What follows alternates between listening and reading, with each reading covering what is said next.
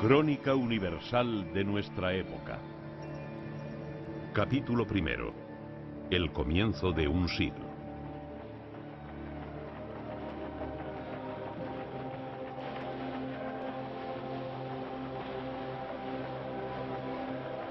A lo largo del último tercio del siglo XIX, el mundo vivió en paz. Una paz inestable y escasa, pero era paz.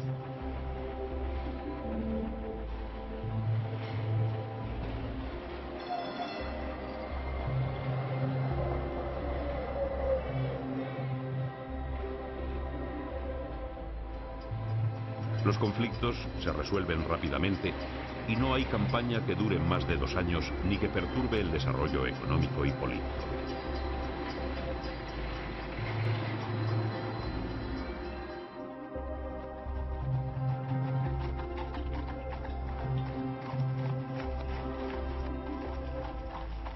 No obstante, el horizonte dejaba adivinar que la inestabilidad futura iba a estar en el antagonismo económico en un momento de la historia en el que la economía se había convertido en base de las relaciones internacionales.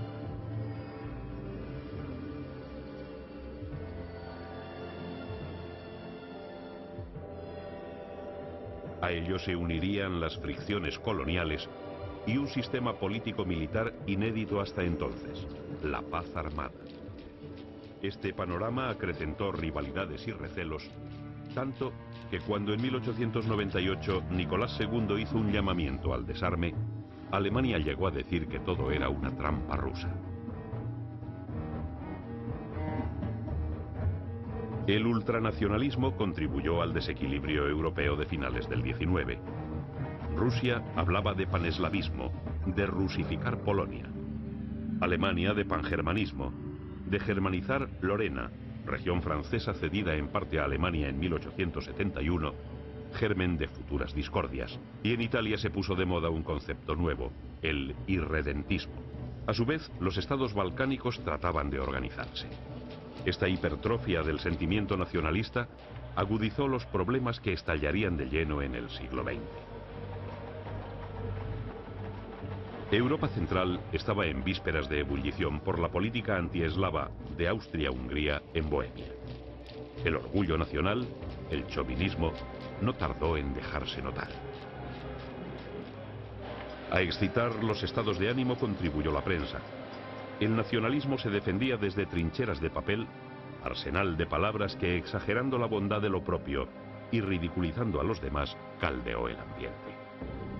A su vez, el ansia por conquistar mercados, propia del imperialismo económico, fomentó la intranquilidad, y a finales del XIX todos querían lo mismo: colocar sus productos y acceder a las materias primas del mundo subdesarrollado. La política occidental estuvo imbuida de un complejo de superioridad con respecto al resto del mundo. Las ansias de dominio territorial obedecían al interés desmedido en forjar nuevos imperios. Los intereses comerciales y económicos lo demandaban en un momento de la historia en que Europa era un patio de vecindad comparado con la inmensidad de África y Asia. La apertura del Canal de Suez y los descubrimientos en África hicieron que Inglaterra, tras una serie de incidentes cínicamente planeados, se apoderara de Alejandría y El Cairo en 1882, quedando Egipto bajo su soberanía, que en 1885 se extendió al Sudán. Colonizó Nigeria y poco después pertenecían al Imperio Británico Uganda, la costa de Zanzíbar, la colonia de El Cabo y los países de la cuenca media del Zambeze hasta el lago Tanganica. Inglaterra se hacía con las tierras más ricas, desde Egipto al África del Sur, en una ancha franja solo interrumpida por el Congo belga y las colonias alemanas de África del Este. En 1881 los Boers se levantaron contra los ingleses en el Transvaal. El primer ministro William Gladstone devolvió la independencia a los insurrectos, no sin escandalizar a la alta burguesía inglesa, que no veía bien a Gladstone ni a sus ideas de ampliar el sufragio, conceder autonomía a Irlanda, democratizar la enseñanza y la administración y dar la independencia a algunas colonias. Las colonias eran signo externo de poderío.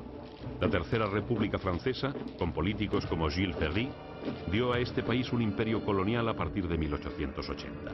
Completó la ocupación de Indochina con la toma de Tonkin en 1885 e integró en esta colonia el territorio de Laos tras haberse anexionado en 1888 Birmania.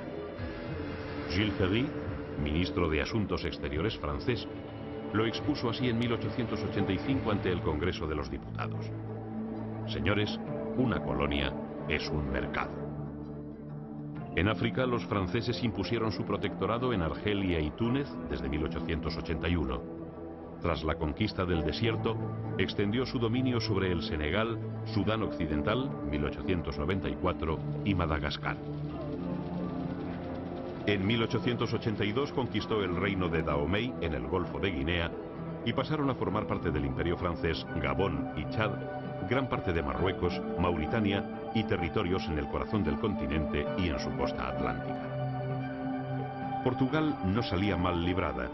Gracias a su tradicional alianza con Inglaterra, consolidó Angola, Mozambique y algún trozo de la Guinea junto al río Gambia. También Alemania. Aunque llegó tarde al reparto, su imperio colonial llegó a alcanzar gran entidad. Italia se contentó con el desierto de Libia y la lejana Somalia. Y a España se le reconocieron los derechos sobre la 10ª parte de Marruecos, parte del Sáhara y un trozo de selva en Guinea Ecuatorial. En 1897, coincidiendo con el jubileo de la reina Victoria, que aquel año celebraba su 60º aniversario en el trono, la India sufrió una terrible epidemia de peste. La colonización inglesa se distinguió siempre por su rapacidad y racismo. Nadie quería quedarse atrás en el reparto.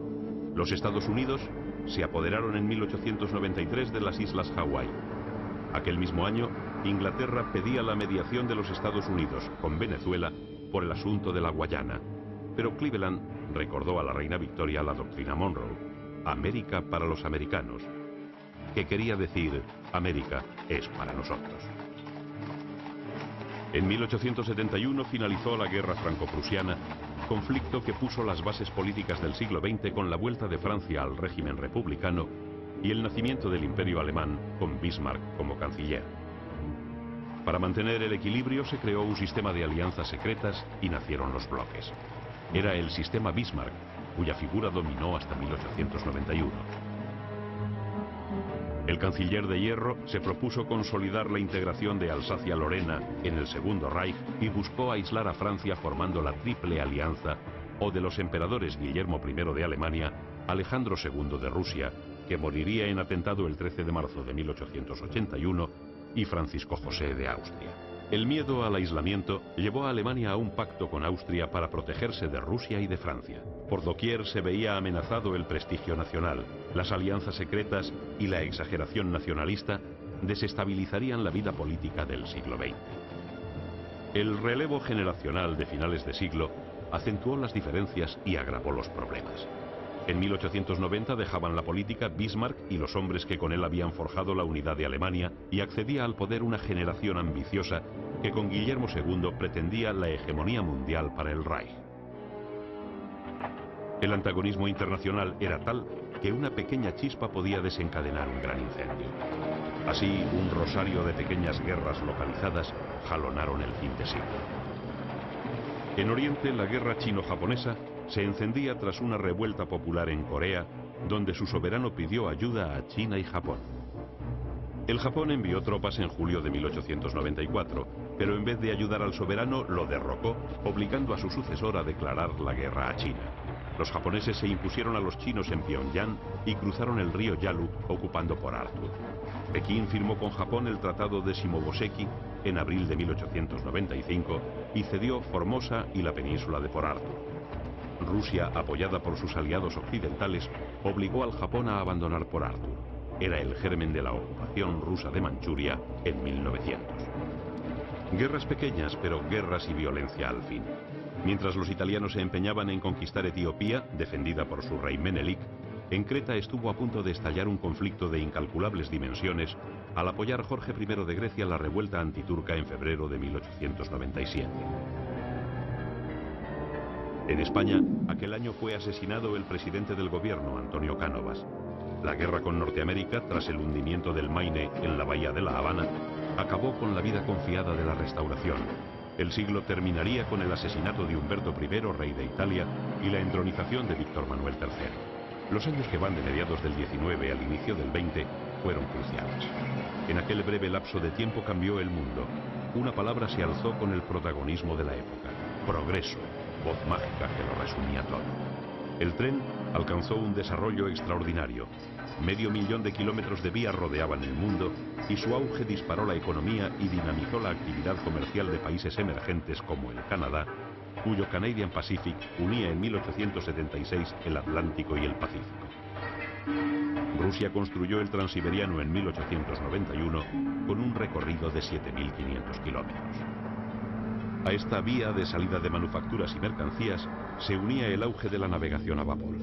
Los transportes bajaron sus precios hacia 1898 a la mitad. A finales del 19 se potenció la agricultura. Inmensos territorios fueron roturados. Era tan sencillo. La tierra apenas costaba nada y sus productos llegaban con rapidez y a bajo coste a los mercados. Se había inventado la cosechadora y en 1889 se empezó a fabricar el tractor de petróleo.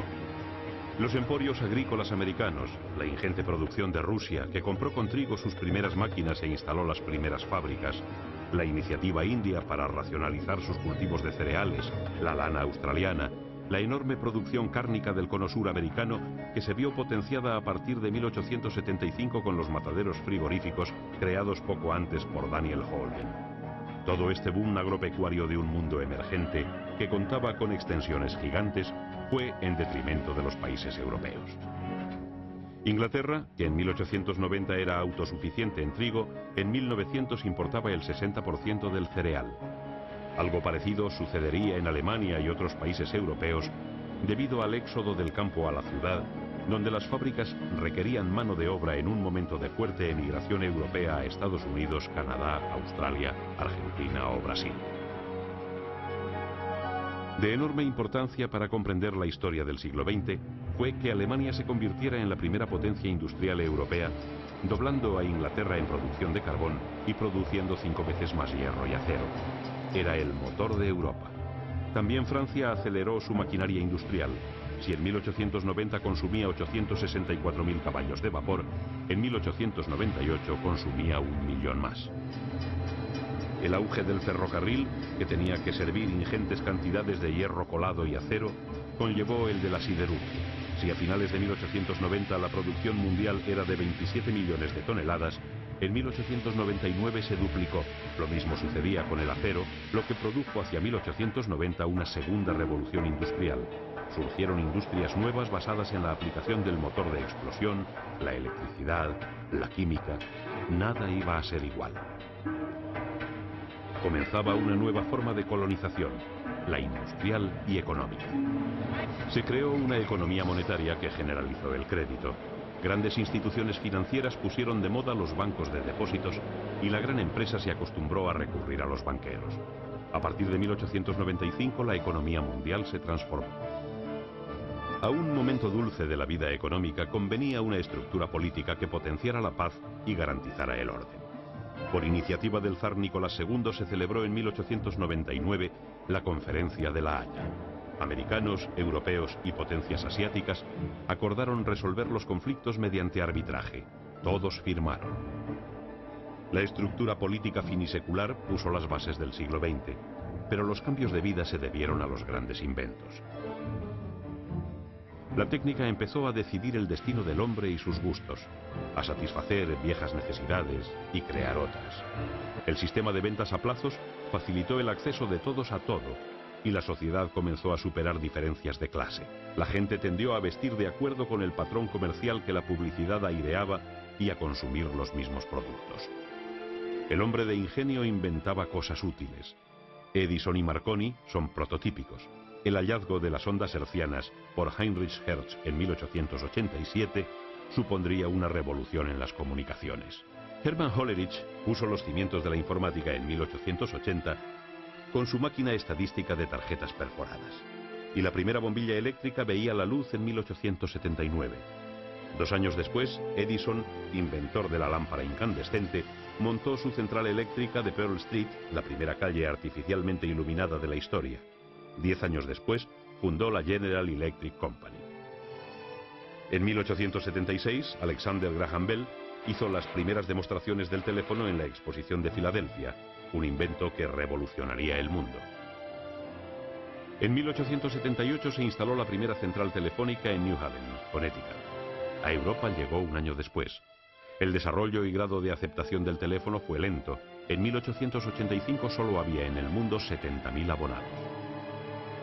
En 1873 nació la máquina de escribir y a partir de entonces no hubo año sin logro técnico o científico trascendental. El submarino, el fotograbado, la estereofonía, el automóvil, el dirigible, la estilográfica, la motocicleta, el neumático, el cine, la radio, el teletipo. Una lluvia de genialidades transformó la vida y asomó al hombre a una era nueva. El físico Antoine Becquerel observó en 1896 que el uranio emite una radiación activa frente a las placas fotográficas y descubrió la radioactividad. Louis Pasteur demostró que los microorganismos eran causa de enfermedades y Robert Koch aisló el bacilo de la tisis. El mundo deportivo recuperó en 1896 un acontecimiento procedente de la antigüedad clásica, las Olimpiadas, iniciativa de Pierre de Freddy, barón de Coubertin. La primera Olimpiada moderna se celebró en Atenas con la asistencia de 285 deportistas de 13 países. El béisbol se consagra como el deporte rey en América, consiguiendo un auge sin precedentes. El tenis empezaba a atraer a las damas. En 1884 Maud Weston ganó el primer campeonato en Wimbledon. En el mundo del boxeo se dio una pelea singular entre Andy Bowen y Jack Burke en Nueva Orleans una tarde de abril de 1893. 7 horas duró el combate y los boxeadores participantes acabaron mal.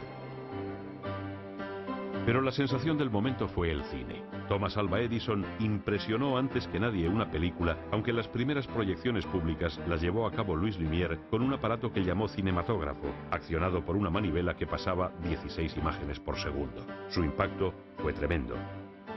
El 28 de diciembre de 1894, a las puertas del Gran Café, 33 espectadores se disponían a ver la primera proyección. El cine echó a andar con películas ingenuas de 3 minutos de duración, riña de niños, salida de los obreros de la fábrica Lumière, llegada del tren a la estación. Lo de menos era el asunto tratado. Lo importante era que aquel invento eternizaba la acción del hombre, imprimía su vida. El joven Georges Méliès, maravillado por la primera exhibición de los hermanos Lumière, les pide que le vendan una de las máquinas, pero no lo consigue. A partir de entonces, dedica todos sus esfuerzos a conseguir su propio equipo, filmando obras extraordinarias como Los sueños de un astrónomo en 1898 o El viaje a la luna en 1902.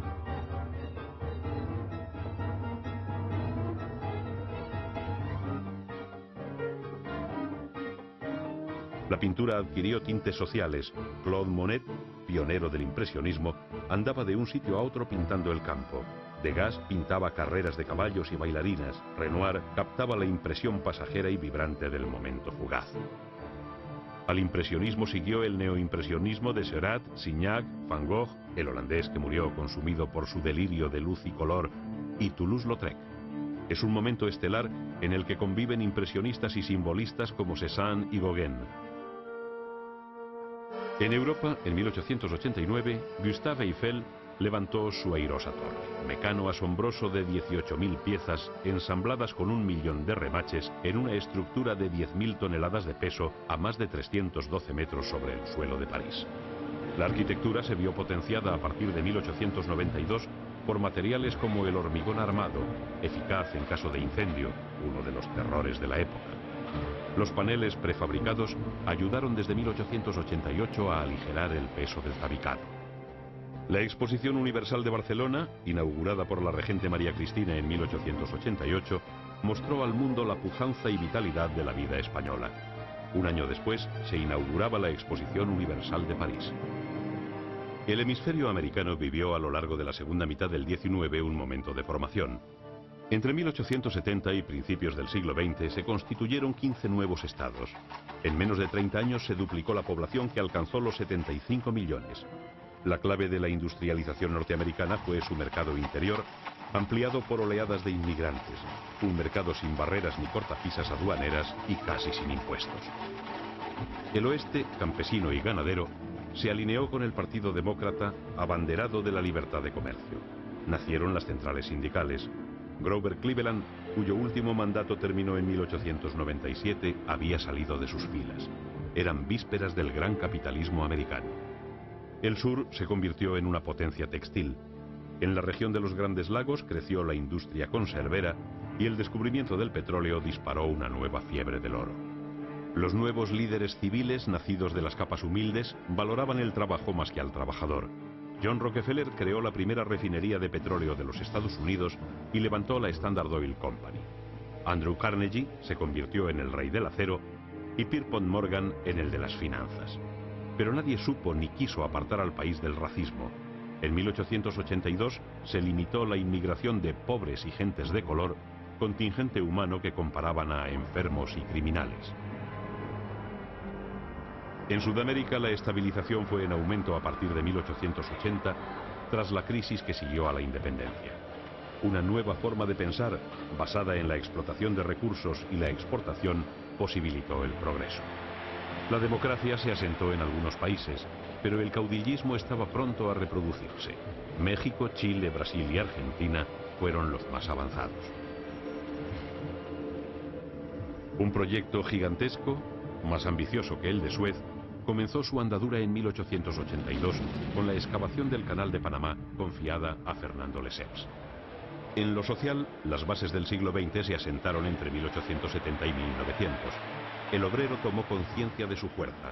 Las organizaciones sindicales hicieron valer su importancia.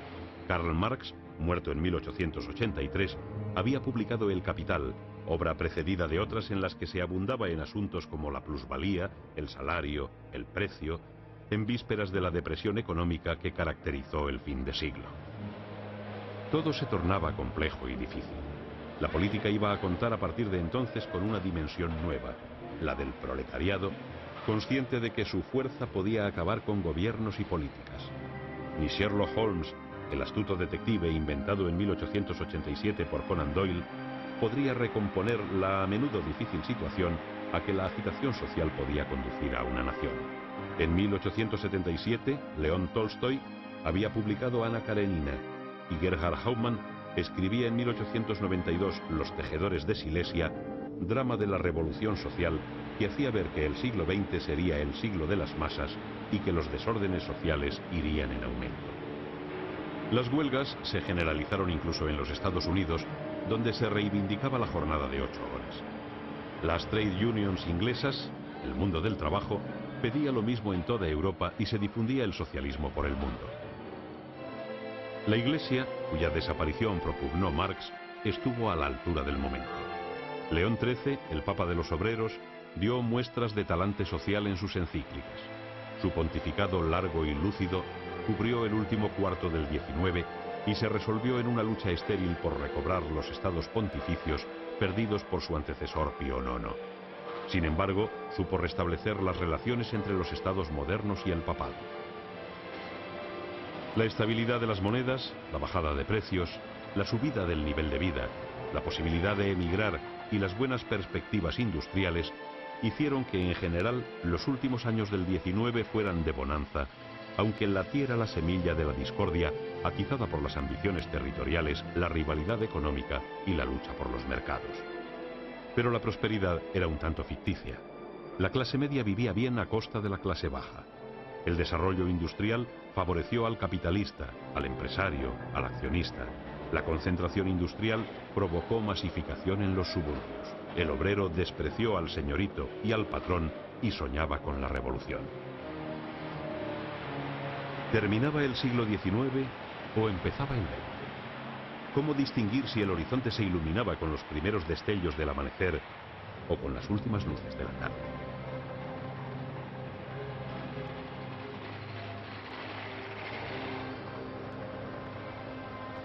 El siglo comenzaba bajo la huella de la tragedia. En abril de 1906, un gran terremoto destruía la ciudad de San Francisco, en California, causando más de 1000 muertos. Era un terrible presagio para un siglo que nacía.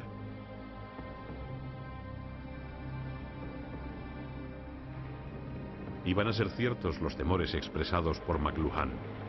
El siglo XIX fue el de la reflexión y la cordura. el 20, se presentaba con visos irreductibles de tragedia, donde los hombres iban a verse abocados al enfrentamiento continuo.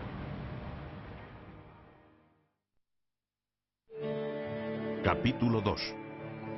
El mundo antes de 1914.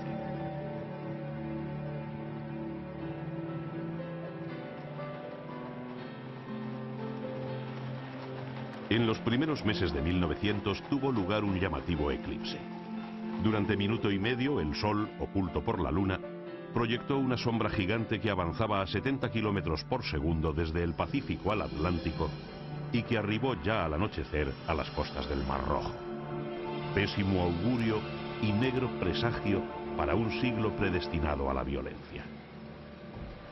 Desde su comienzo destaca claramente una obsesión: progresar, innovar, cambiar el mundo. Como símbolo de esa confianza desmedida que raya en la soberbia, remonta su aparatoso vuelo el primer aeróstato rígido de todos los tiempos. Tras 25 años de trabajo, el conde von Zeppelin ve elevarse a más de 400 metros sobre el cielo alemán el enorme globo que popularizaría su nombre, el Zeppelin. El 20 iba a ser el siglo de las masas, de los desórdenes sociales que fueron en aumento hasta 1905. Muchos vieron en estos hechos una amenaza al desarrollo económico. La huelga, la revuelta y las reivindicaciones continuas sirvieron, sin embargo, para dinamizar la actividad y se convirtieron en motor del progreso. No obstante los logros sociales, las agitaciones se extienden desde Argentina a Inglaterra. En Chile se funda la Federación Obrera y en Argentina nace una Confederación Regional Obrera. Colombia inaugura sus primeros sindicatos. En España, la huelga general de 1902, provocada por los anarquistas, elevó la conflictividad y quebró la paz social. La violencia callejera llevó en Barcelona a sacar las tropas a la calle y suspender las garantías constitucionales. Hubo muertos y detenciones. La cuestión social fue el problema permanente hasta principios de la Gran Guerra. En 1903 muere el Papa León XIII, que en 1900 se había percatado ya de que las diferencias sociales y económicas portaban el germen de la discordia. Fue el Papa de los obreros, el de la encíclica Rerum Novarum, donde exhortó al mundo a ayudar a los desfavorecidos, a escuchar al mundo del proletariado. El movimiento sufragista, heredero de los movimientos feministas de mediados del 19, pidió el derecho al voto femenino, que se obtuvo parcialmente en 1918 en el Reino Unido. La mujer entró en la universidad. En Italia, el anarquista Brecci había disparado sobre Humberto I en Monza, a la par que en Bruselas alguien atentó contra el príncipe de Gales. Era una campaña del anarquismo internacional que también disparó sobre el presidente norteamericano William McKinley en 1901 y cuyas intenciones eran terminar asimismo con los soberanos de Inglaterra, España, Austria, Portugal y Rusia. Su muerte, inesperada y trágica, llevará a la presidencia a Theodore Roosevelt, que siguió la política imperialista de su antecesor. También muere en 1901 la reina Victoria y con ella una forma de hacer política. Inglaterra quería abandonar su aislacionismo, pero todos los intentos de Joseph Chamberlain por aproximarse a Alemania eran utilizados por Guillermo II para enturbiar las relaciones anglo-rusas y envenenar el panorama político. Europa vivió una época de alianzas y quedó configurada en dos grandes bloques distanciados: la Entente Cordial anglo-francesa, a la que se incorporarían Rusia y Serbia, y la Triple Alianza integrada por Alemania, Austria-Hungría e Italia. No obstante, Italia se permitía el lujo de ir por libre, y así Víctor Manuel III se entendió en secreto con Francia, que reconoce los derechos de Italia a las provincias libias de Trípoli y Cirenaica. Pero era un mundo enrarecido por los recelos, los conflictos y los choques coloniales, la lucha por los mercados y las concesiones. No sorprendían las deserciones ni los enfrentamientos bélicos. Espías y contraespías, imaginarios unos y reales los otros, surgían por doquier. En 1905 el emperador alemán Guillermo II desembarcó en Tánger y se proclamó defensor del Islam y urgió a las potencias europeas para que resolvieran el problema marroquí, ya que su encuentro con Nicolás II de Rusia no había solucionado nada. A petición del Kaiser se celebró una conferencia en Algeciras en 1906. Alemania se apuntó una victoria diplomática, victoria pírrica, ya que Francia y España establecieron protectorados en el territorio. En 1907, Inglaterra se puso de acuerdo con Rusia para limar las asperezas surgidas en sus respectivas actividades coloniales en Asia. Rusia reconoció los derechos de Inglaterra en Afganistán y el Golfo Pérsico y se pusieron de acuerdo rusos e ingleses en dejar el Tíbet en paz. A su vez, Inglaterra indujo al Japón a firmar un tratado de amistad con Nicolás II. Se formó así un bloque de extraordinario poder: Francia, Inglaterra y Rusia, con sus respectivos imperios coloniales y con el visto bueno y connivencia del Imperio nipón. Nacía la Triple Entente. Serbia era un punto sensible de la política internacional. En 1903, sus reyes Alejandro I y su esposa fueron asesinados junto al primer ministro, dos hermanos del monarca y el ministro de la guerra. La situación internacional era compleja. En 1904 Rusia declaró la guerra al Japón, que atacó por sorpresa por Arthur bajo dominio ruso. Japón derrotó a las tropas zaristas y el desastre fue total, con miles de muertos y caída del armamento en manos niponas. Rusia renunció a Corea y perdió el dominio sobre la mitad de la isla Sajalín. Japón se afianzaba en Manchuria y se convertía en la potencia naval dominante en el Pacífico. El presidente norteamericano Theodore Roosevelt tuvo que mediar para que se firmara en Portsmouth el Tratado de Agosto de 1905, hecho que le valió el Nobel de la Paz en 1906.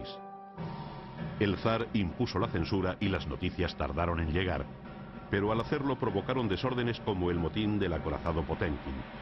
En el desarrollo de los incidentes, al disparar un oficial sobre un marinero, se sublevó la tripulación, motín que terminó con la bandera roja ondeando en el palo mayor del buque anclado en el Mar Negro. Aquel 27 de junio, todos los oficiales son asesinados. En 1906, la crisis bosnia puso a Occidente al borde de la guerra. Los ministros de Exteriores, el ruso Izvolsky y el austriaco Aehrenthal, propugnaron una política imperialista en los Balcanes. Rusia buscaba una salida al Mar Negro a través de los estrechos turcos, y Austria no quería perder su ascendiente sobre los Balcanes. Las cosas se precipitaron. En 1908, el Joven Turco, partido que contaba en Turquía con muchos simpatizantes en el ejército, asumió el poder en Constantinopla, derrocando al sultán Abdülhamid. La modernización del viejo imperio estaba en marcha. Esto movilizó a Austria, que quiso aprovechar la situación para anexionarse Bosnia-Herzegovina. Rusia dio su conformidad a cambio de que Austria le ayudara en su búsqueda de una salida al mar. Los austríacos ocuparon Bosnia en octubre de 1908 y como consecuencia Bulgaria proclamó la independencia y Grecia se anexionó Creta. Todas las fichas se movían al mismo tiempo en aquel ajedrez complicado. Italia, cuya política internacional había sido errática, creyó llegada la hora de recoger los frutos de su diplomacia y exigió a Turquía que abandonara Libia. Turquía hizo caso omiso e Italia atacó. En 1912, durante la conquista italiana de Libia, se lanzó la primera bomba desde un aeroplano, latas de nitroglicerina. Unos años más tarde, en 1914, al inicio de la Primera Guerra Mundial, se lanzaban dardos de acero sobre las personas desde los incipientes aviones del momento. La guerra italo-turca fue aprovechada por Bulgaria y Serbia, que en marzo de 1912 firmaron un tratado auspiciado por Rusia. A ese tratado se unieron luego Grecia y Montenegro. Todos declararon la guerra a Turquía. En 1912, durante la conquista italiana sobre Libia, enfrentaron a Roma con Estambul, que acosada por los estados balcánicos firmó la paz de Lausana, cediendo a Italia Libia y las islas del Dodecaneso, incluida Rodas. Por su parte, el avispero balcánico consiguió lo que buscaba. Montenegro se hizo con Scutari, los serbios tomaron Uskub y Monastir, los griegos tomaron Salónica, los búlgaros arrinconaron a los turcos hasta Estambul, mientras Albania declaraba su independencia. Rumanía atacó en el Danubio y aunque Austria quiso ayudar al zar búlgaro Fernando y atacar a Serbia, tanto Alemania como Italia se opusieron, alejando así el peligro de conflicto general. En Europa se reforzó el sentimiento nacionalista, lo que fomentó el rearme, recelosos los pueblos de que la guerra era cada vez más posible. Todo fueron suspicacias y movimientos diplomáticos de largo alcance. Algunos pueblos, como el judío, sienten el latido romántico, la llamada de la vieja patria, donde no existirían las persecuciones y los pogroms antisemitas. Un periodista judío austríaco, Theodor Herzl, escribe en 1902, tras entrevistarse con el sultán de Turquía, su libro Base del sionismo, Vieja Nueva Patria, e invita a sus correligionarios a emigrar a la tierra de sus ancestros, a Israel, donde el filólogo Eliezer Ben Yehuda está preparando ya la gramática del hebreo moderno para que cuando lleguen los inmigrantes puedan comenzar el aprendizaje de la lengua bíblica. También el mundo árabe se movilizó. En 1912, Ibn Saud de Arabia arrebataba a los turcos la importante provincia de Al-Hasa y conseguía dar a su pueblo mercurial, volátil y nómada un ideal colectivo. Inglaterra estaba especialmente inquieta por el crecimiento del potencial alemán, cuyos submarinos amenazaban la supremacía británica en el mar. Desde 1905 a 1913 hubo 4 crisis internacionales, 2 en relación con los Balcanes y 2 con el norte de África. Ambos frentes diplomáticos primero y bélicos después tenían como origen el fin del Imperio turco. Nicolás II no servía para reinar, ni siquiera supo rodearse de gente capaz. Era voluble, del último que llegaba, que era siempre su mujer. Se equivocó en su política de rusificación, que quitó influencia a la cultura alemana y francesa, y en su práctica antisemita, que le privó de un elemento humano inteligente, el judío. En 1903 arrebató a la Iglesia armenia los fondos para la educación y necesidades sociales, con lo que se ganó la enemistad de su más valioso aliado contra los turcos. Las manifestaciones estudiantiles de 1900, a las que se unieron en muchos casos los obreros fabriles, en vez de ser apaciguadas con medidas inteligentes y con diálogo, fueron puestas bajo los caballos de los cosacos. Era el germen de la revolución bolchevique, término ruso que significa mayoría, empleado por Lenin para denominar a su propio partido, dando a los de la oposición minoritaria el de menchevique o minoría. A los errores en política interior unió Nicolás II una política exterior equivocada. No vio que era mejor dejar Corea a los japoneses y conservar Manchuria. Por su empecinamiento perdió la flota del Báltico en el estrecho de Tsushima en 1905 en la guerra ruso-japonesa. La derrota a mano de los japoneses trajo mucho más que las pérdidas territoriales, trajo la revolución. El domingo 22 de enero de 1905 tuvieron lugar hechos sangrientos a la puerta del Palacio de Invierno, en San Petersburgo, donde los cosacos reprimieron una manifestación dando muerte a más de 1000 manifestantes dirigidos por el clérigo Gapón. Solo pretendían entregar al zar un pliego de reivindicaciones coincidiendo con una huelga masiva de 100.000 trabajadores de la región. La política norteamericana estuvo orientada desde principios del 20 hacia una toma de posiciones en el reparto colonial. La guerra declarada a España en 1898 era un eslabón de aquella cadena. Tras el hundimiento del Maine en la bahía de La Habana, la opinión pública estadounidense, caldeada por la prensa y algunos políticos, obligó a que el Congreso, consultado por el presidente McKinley, declarara la guerra a la potencia colonial. Fue una contienda corta. Aquel mismo año, por el Tratado de París, España cedía a Norteamérica mediante compensación de $20 millones Cuba, Puerto Rico, Guam y las Filipinas. La política norteamericana fue imperialista, de anexiones como la de Hawái y las Islas Españolas. El dominio colonial español en América y Asia era heredado así por Norteamérica, que aspiraba a influir en Oriente y a participar junto con Europa en el reparto de China. En 1903 compró la zona del Canal, en Panamá, tras provocar su escisión de Colombia, y reanudó las obras que acabarían en 1914. La lucha contra los trusts y los cárteles marcó su política interna, y para ello creó en 1908 el FBI, organismo federal que investigaría y perseguiría a los ladrones de tierras del oeste y a los trusts del este. Fue un momento brillante del país como nación, ya que se perfiló a partir de entonces como la potencia hegemónica. Se creó la Fuerza Aérea y para ello fue necesario convencer al Congreso, que autorizó la construcción de un modelo militar que volaba a 58 kilómetros por hora. Roosevelt fue un hombre discreto. Nadie supo que apenas veía por su ojo izquierdo. Demostró valor. En uno de sus discursos de cara a la reelección, un fanático le disparó, y aunque era visible la sangre, no se retiró hasta acabar lo que tenía que decir. Siempre se enorgulleció de ser el primer presidente en subir en avión y montar en automóvil. Su sucesor, William Taft, que había sido gobernador general de Filipinas tras la derrota española en 1898, rigió los destinos del país de 1908 a 1912. No estaba preparado para afrontar los nuevos tiempos, honesto pero carente de visión. De hecho, eliminó de su gabinete al ala progresista de su partido, el republicano, cuya escisión parecía inevitable. El legendario oeste de Buffalo Bill y Mae West desaparecía lentamente. En febrero de 1909 murió el último gran jefe apache, Jerónimo, que había tenido en jaque a las tropas americanas. Significativamente, también por entonces empieza a desaparecer el búfalo, del que apenas queda 1 millar de ejemplares de los 4 millones que recorrían las praderas medio siglo antes. La presidencia de Thomas Woodrow Wilson, a partir de 1913, continuó la política intervencionista en Sudamérica.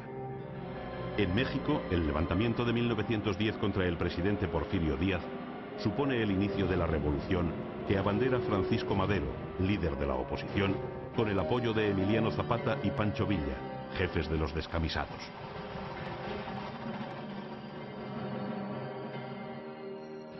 En 1906, la situación política en España se agravaba. Las elecciones no parecían servir para mucho porque pende sobre ellas la sospecha del fraude. Mientras tanto, Alfonso XIII, que estaba a la sazón en París, sufre un atentado. El rey se casó con la princesa inglesa Victoria Eugenia de Battenberg y cuando regresaba a palacio la regia pareja sufrió un atentado, el segundo que quería acabar con la vida del monarca. Resultaron ilesas las reales personas, pero hubo 30 muertos.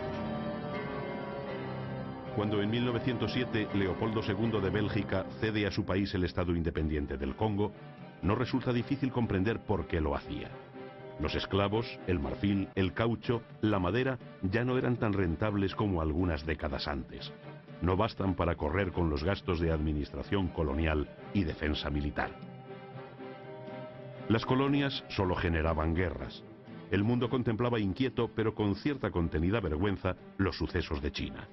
La rebelión de los Boxers en 1901, tras cuya derrota se les impuso encima reparaciones, 67 millones de libras esterlinas. En 1901 se conceden los primeros premios Nobel. El rey de Suecia y el Parlamento noruego hacen entrega de los galardones al alemán Wilhelm Röntgen por el invento de los rayos X. En 1905, el judío Albert Einstein argumentaba que en el mundo no hay punto fijo de referencia para medir las distancias, que era la primera ley de la relatividad. Un matrimonio de científicos, los esposos Pierre y Marie Curie, consiguieron aislar el polonio y el radio, hecho de extraordinaria importancia que les valió el Nobel de Física en 1903. En 1911, Marie Curie recibió también el Nobel de Química por determinar la naturaleza del radio. Freud comienza su psicoanálisis de Dora y publica la interpretación de los sueños, abordándose por primera vez desde la medicina la complejidad psíquica. Florece la psiquiatría y los trabajos sobre los trastornos mentales proliferan.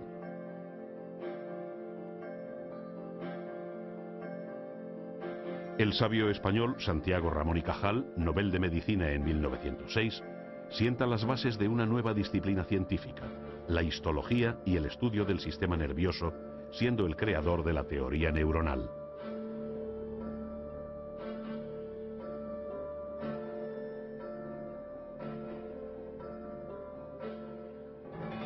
El siglo comienza con las segundas Olimpiadas de la historia moderna, las de París. El deporte experimenta un auge inusitado. Se crea la Copa Davis y se funda la Unión Ciclista Internacional, a la par que se baten muchos récords. La mujer se incorpora de forma activa a la práctica de los deportes e incluso destaca en alguno de ellos, como el golf. En 1904 se celebraron las Olimpiadas en St. Louis, Missouri, y en 1908 se celebra en Londres la cuarta Olimpiada, tras haber renunciado Italia a organizar los Juegos.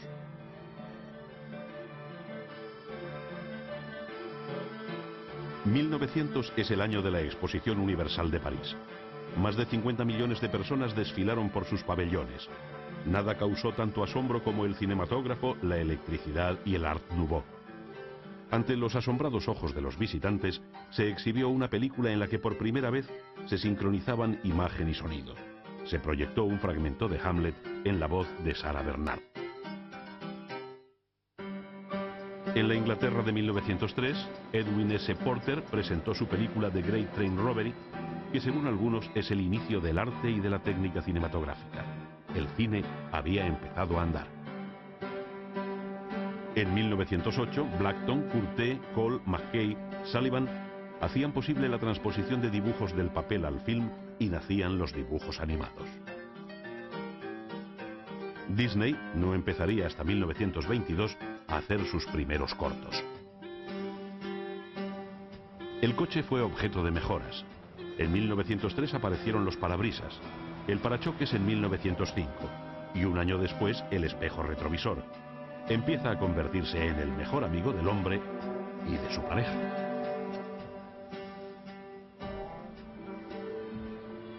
Uno de los grandes cambios del siglo fue el incremento demográfico urbano que congestionó las ciudades. Para salir al encuentro de las nuevas necesidades de transporte, se inventó el taxi. El primero surgió en París en 1904. Es también la época dorada del tranvía, transporte rodeado de una luz romántica, donde situaban escritores, pintores y fotógrafos sus historias de amor. Aparecieron los primeros rascacielos y las luces de neón empezaban a sustituir a las lámparas de incandescencia en los anuncios callejeros.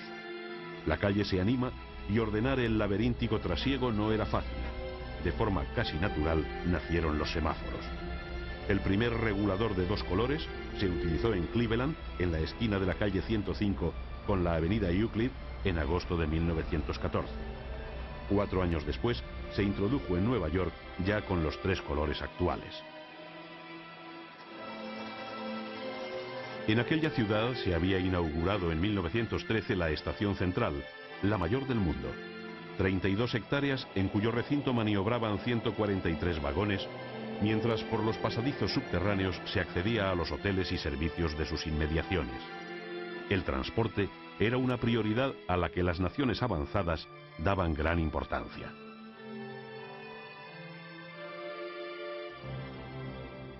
Y en medio de esta euforia llegó el jarro de agua fría del hundimiento del Titanic una noche de abril de 1912. Un iceberg terminó con el barco más lujoso y más seguro, el más grande y mejor equipado, 5 días después de haber zarpado del puerto inglés de Southampton. Aunque hubo intentos anteriores, como los del inglés George Cayley o el alemán Otto Lilienthal, el primer vuelo efectivo con posibilidad de cambiar de rumbo y aterrizar ordenadamente lo lograron en 1903 los hermanos Orville y Wilbur Wright con un armatoste rígido o biplano de 274 kilos de peso, dotado de un motor de 4 cilindros y 12 caballos de potencia, que se mantuvo en el aire y recorrió 700 metros en menos de 1 minuto. A lo largo de la década, volar se convirtió en un deporte. En 1909, el francés Louis Blériot cruzó el Canal de la Mancha entre Calais y Dover en un vuelo de 37 minutos. El artefacto era un monoplano de hélice a 4 palas que se calentaba tanto que tenía que ser lubricado en pleno vuelo. La radiodifusión está en mantillas, pero ya ha anunciado en 1910 sus posibilidades. Los norteamericanos Dunwoody y Picard inventaron la radio de galena, primer receptor de la historia. Picasso llega a París en 1900 y no tarda en situarse a la cabeza de las vanguardias artísticas. Percibe la inquietud, el ansia de novedad de los postimpresionistas. Todo lo absorbe, lo pasa por el tamiz de su personalidad artística. Picasso es, él solo y en síntesis, la historia del arte del siglo XX. El naciente Art Nouveau compartía la atención de críticos y entendidos con los comienzos del cubismo. Matisse, Rouault, Renoir y otros son saludados por la crítica del Salón de Otoño parisino en 1905 como la jaula de fieras. Desde 1890 a 1910, lo que traduce mejor el genio arquitectónico es el modernismo. Antonio Gaudí crea el Parque Güell en Barcelona. Una nueva forma de valorar el mundo se impone. Esta tendencia inconsciente da a la época su identidad espiritual, una actitud de posición tensa ante el porvenir. de sustituir la herencia cultural por una pulsión orientada hacia el mañana. Un futuro de sufrimiento aguardaba. Un porvenir traumático estaba a la vuelta de la esquina. La Primera Guerra Mundial.